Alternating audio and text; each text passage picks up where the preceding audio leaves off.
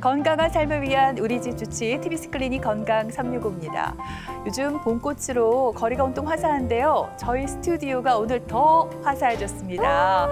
네, 매일 날씨 소식을 전해주시는 우리 김수진 기상캐스터 나와 있습니다. 반가워요. 네, 반갑습니다. 네, 요즘 환절기라 저는 건강 관리하기가 참 힘든데 김수진 씨 어떠세요? 건강, 날씨 맑음인가요? 저는 아침마다 날씨를 전해드리다 보니까 일찍 자고 일찍 일어나는 게 습관이 돼서 건강 날씨가 아주 맑음 그 자체인데요. 네. 그래서 완연한 봄 날씨 때 건강 관리가 꾸준하게 하는 게 가장 중요한 게 아닐까 생각합니다. 맞습니다. 건강 관리도 정말 꾸준하게 미리미리 평생 해야 되는 건데요. 맞아요. 하지만 그게 또 말처럼 쉽지가 않습니다. 네. 그리고 또 잘 관리한다고 해도 소나기처럼 갑자기 또 찾아오는 병도 있더라고요. 그렇죠. 오늘 우리가 얘기 나눌 이 병도 꾸준히 평생 치료를 해야 하는 장기전이라고 하는데요. 바로 제1형 당뇨라고 합니다. 우리 수진 씨는 네. 1형 당뇨 들어보셨어요? 저는 당뇨병은 되게 많이 들어봤었는데 이 형이 붙은 네. 1형 당뇨는 처음 들어보는 것 같아요. 그러면 네. 오늘 또 자세히 배워갈 수 있겠네요. 네, 너무 알찬 시간일 것 그래요. 같습니다. 특히 지난 1월이었죠. 충남 태안 가족의 안타까운 사고 소식이 들리면서 많은 분들이 이 질환에 대해서 알게 되셨을 텐데요. 그만큼 쉽지 않은 질환이지만 포기하지 않고 꾸준히 치료를 하시는 분들이 주변에 많이 계십니다. 그래서 오늘 이 시간에는 평생을 관통하는 질환이라고도 불리는 1형 당뇨에 대해서 자세히 알아보도록 하겠습니다. 도움 말씀 위해서 오늘의 주치 내분비 대사내과 문준성 교수님께서 함께하겠습니다. 안녕하십니까? 안녕하세요. 영남대병원 당뇨병 클리닉에서 근무하는 문준성입니다. 네, 앞에서 제가 잠시 언급을 했지만 충남 태안에서 이 병을 갖고 있는 딸을 가진 부모님과 일가족이 함께 그 안타까운 사망 소식이 있었잖아요. 저도 그 뉴스 보면서 굉장히 마음이 아팠거든요. 네. 그 1형 당뇨라는 게 구체적으로 어떤 질환인가요? 네, 1형 당뇨병은 사실 우리 몸에서 인슐린을 만드는 베타세포라는 것이 있는데요. 이 베타세포가 망가지면서 몸에서 인슐린을 만들어내지 못하는 형태의 당뇨병을 의미합니다. 그렇기 때문에 어떻게 보면 인슐린이 아닌 다른 약으로는 치료할 수가 없고 인슐린만을 가지고 치료해야 되는 자가 면역 질환의 일종이라고 할 수 있겠습니다. 네, 그러면 저희가 평소에 아는 그 당뇨병과 1형 당뇨는 어떻게 다른 건가요? 당뇨병은 혈당이 높아지는 병이거든요. 근데 이제 우리가 보통 알고 있는 2형 당뇨병은 우리 몸에서 인슐린을 만드는 공장이 조금 문제는 있지만 공장은 돌아간다고 보시면 되겠습니다. 그렇기 때문에 인슐린이 나오기 때문에 우리가 먹는 약 같은 것들을 써도 해결을 할 수가 있는데 이 공장 자체가 아예 망가져 버리는 그런 병이라고 생각하시면 되겠고요. 그렇기 때문에 먹는 약을 써도 이 혈당을 조절할 수 있는 방법이 요원합니다. 그래서 1형 당뇨병 같은 경우에는 오로지 인슐린만을 사용해야 되는 형태의 당뇨병이라고 말씀드릴 수 있겠습니다. 네. 근데 이 질환이 한 가족을 비극으로 몰고 갔다는 그 사실이 정말 너무 좀 안타깝습니다. 그런 만큼 당사자와 가족에게는 1형 당뇨의 고통이 정말 말로 표현할 수 없을 만큼 힘들다 이렇게 볼 수가 있겠네요.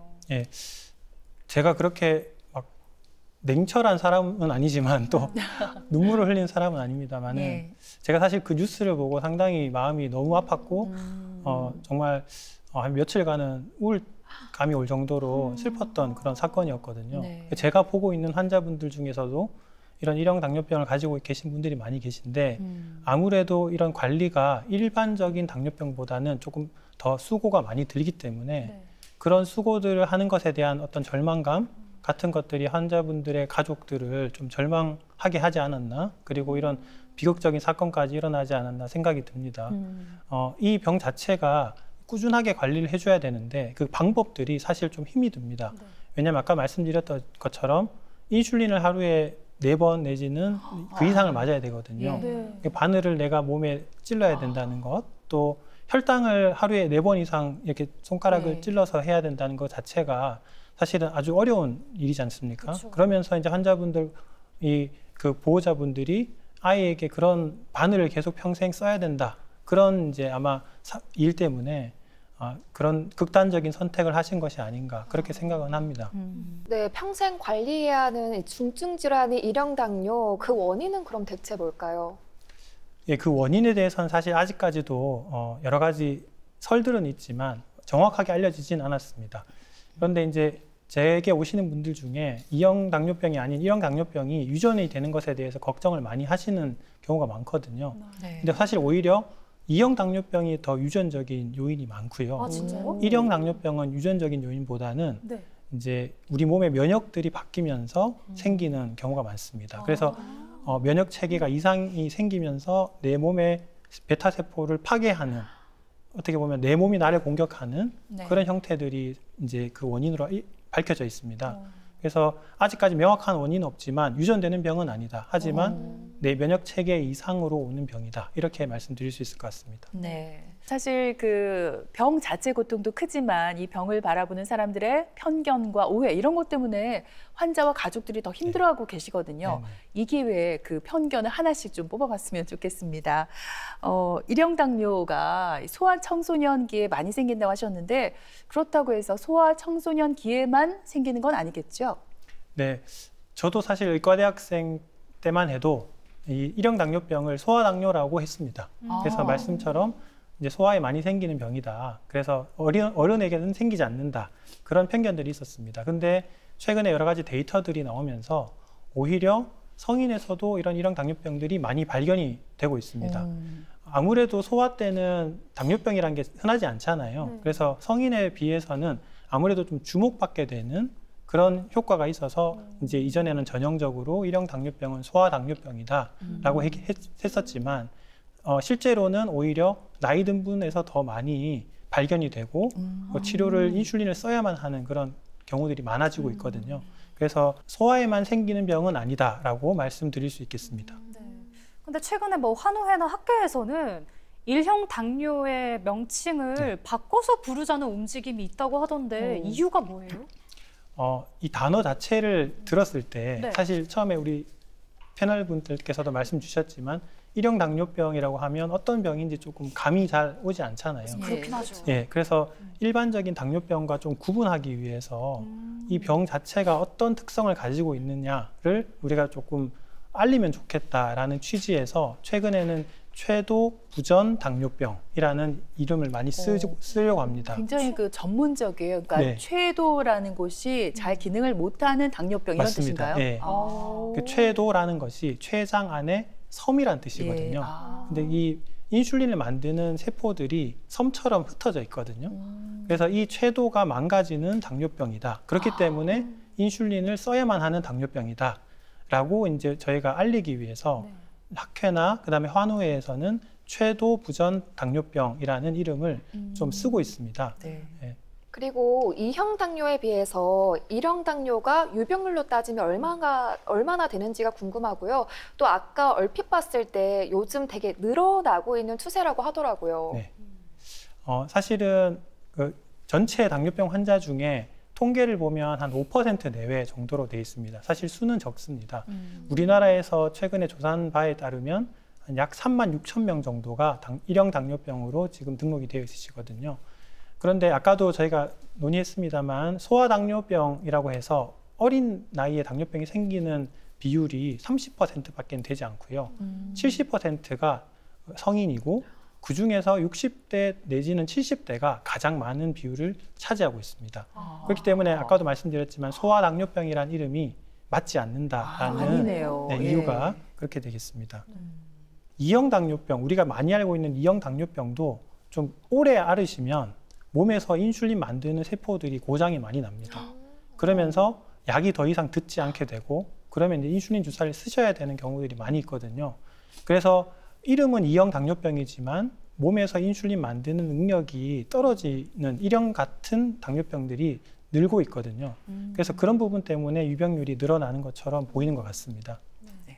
근데 오늘 들으면서 되게 이제 새롭게 안 사실은 저는 1형 당뇨하면 이꼴 당연히 소아당뇨라고만 생각을 하고 있었는데 네. 아 이런 인식이 잘못된 인식이었다는 네, 걸 맞습니다. 오늘 알게 돼서 너무 네. 좀 알찬 시간인 것 같고요.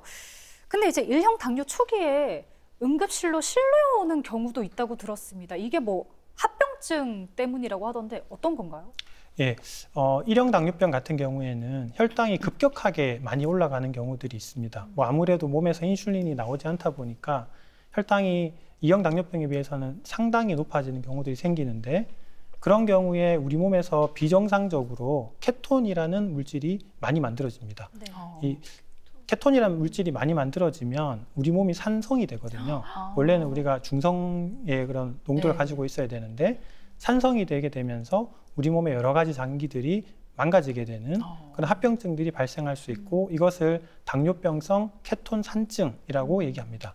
그래서 환자분들이 모르고 지내시다가 갑자기 의식을 잃거나 호흡이 곤란하거나 쓰러지시면서 이제 병원에 왔는데 혈당이 400, 500 이렇게 높은 상태로 발견이 되셔가지고 그때 진단을 받는 경우들이 좀 있습니다. 그래서 급성합병증 중에 일종이고요. 그렇게 진단이 되는 경우들이 꽤 있다라고 말씀드릴 수 있습니다. 이렇게 갑작스러운 형태로 일형 당뇨를 이제 진단받고도 하는데 평소에 내가 의심이 된다 병원에 갔을 때 진단받을 수 있는 검사는 어떤 게 있을까요?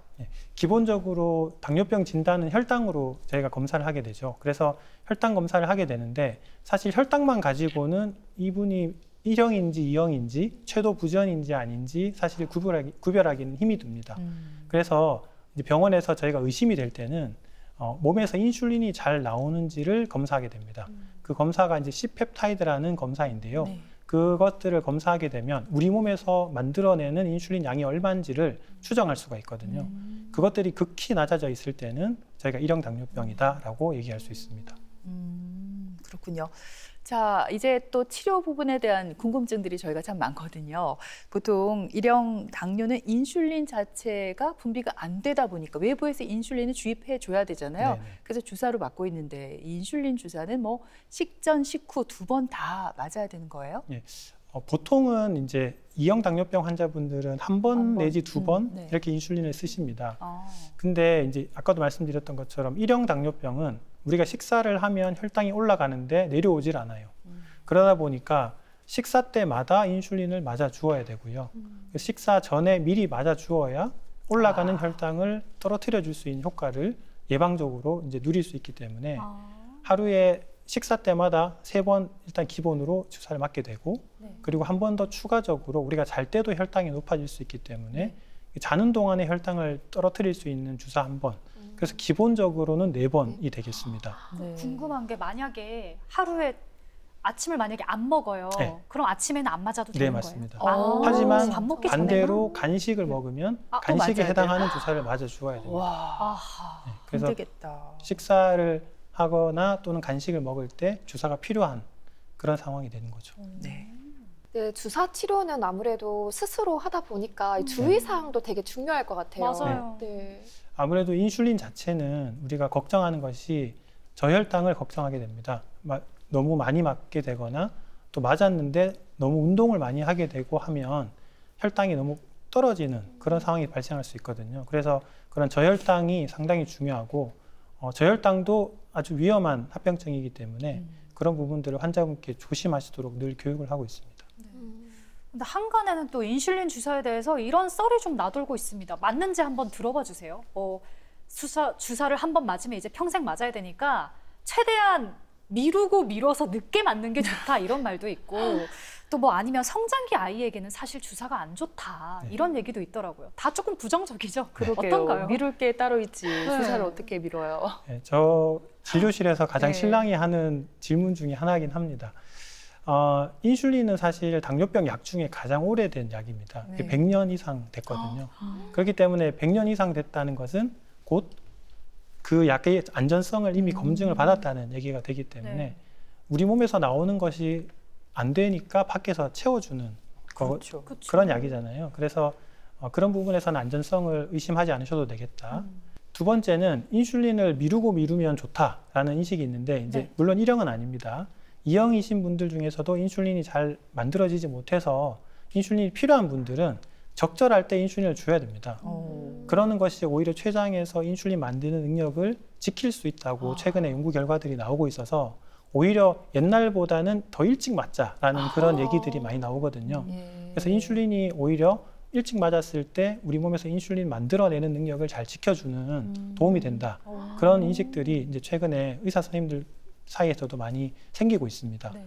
그리고 소아성장기 어린이들에게 인슐린이 나쁘다. 그것도 사실은 이제 근거가 없는 말이고 안전하기 때문에 오히려 혈당이 높아서 문제가 생기는 것들을 방치해서는 안 된다. 네. 그게 더 위험하다. 그렇게 네. 정리할 수 있을 것 같습니다. 네, 주사는 필요할 때부터 꼭 맞아야 한다. 네, 맞습니다. 그래요. 주사도 그렇지만 우리가 일상생활을 하면서 혈당 체크를 꾸준히 하는 것도 참 힘들거든요. 네네. 매번 이렇게 검사할 때마다 맞습니다. 귀찮고 한데 연속 혈당 측정기라는 것도 요즘 많이 보급되고 있다고요. 네. 아까도 저희가 이제 주사 바늘 찔러야 되는 고통 때문에 힘들어하신다고 말씀을 드렸는데요. 예. 사실 인슐린 주사 4번에 혈당 측정 4번이면 사실 내가 내 몸을 찔러야 되는 횟수는 8번 하루에. 그럼 일주일이면 한 달이면 1년이면 사실 엄청 이렇게 고통스러울 수 있잖아요. 네. 그래서 이제 그런 찌르는 고통들을 해소하기 위해서 최근에는 연속 혈당 측정기라는 기구들이 많이 나와서 그것들을 차고 이제 혈당을 내가 찌르지 않아도 휴대폰 같은 것으로 볼 수 있게 해주는 기구들이 나와 있습니다.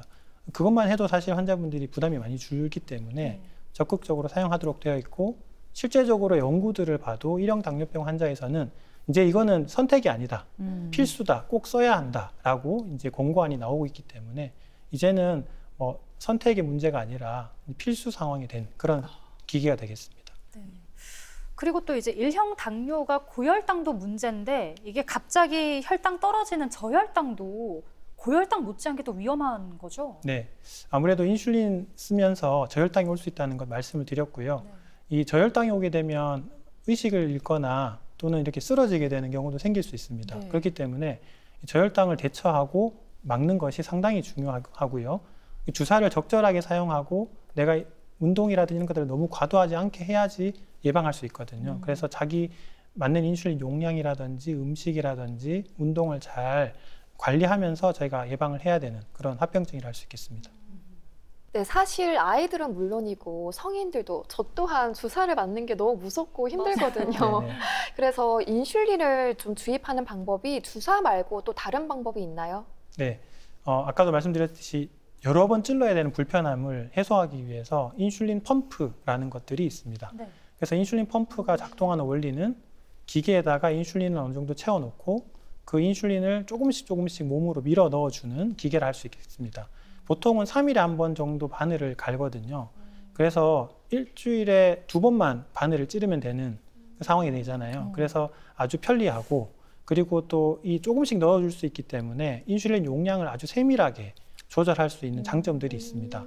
근데 환자분들 중에서 이제 제 진료실에 와서 이 펌프만 달면 모든 것이 해결된다. 네. 그런 이제 질문을 하시는 경우들이 있는데 그건 아닙니다. 아직까지는 우리가 인슐린을 어느 정도 맞아야 되는지에 대한 그런 결정들을 환자분들이 직접 해야 되는 그런 상황이기 때문에 이게 단다고 모든 것이 해결되는 자동으로 되는 것은 아니다. 환자분들에게 적절한 교육을 해야 되고 또 환자분들이 자기 관리를 하면서 해야지 효능을 확실하게 볼 수 있는 그런 기계를 할 수 있겠습니다. 네, 그렇군요.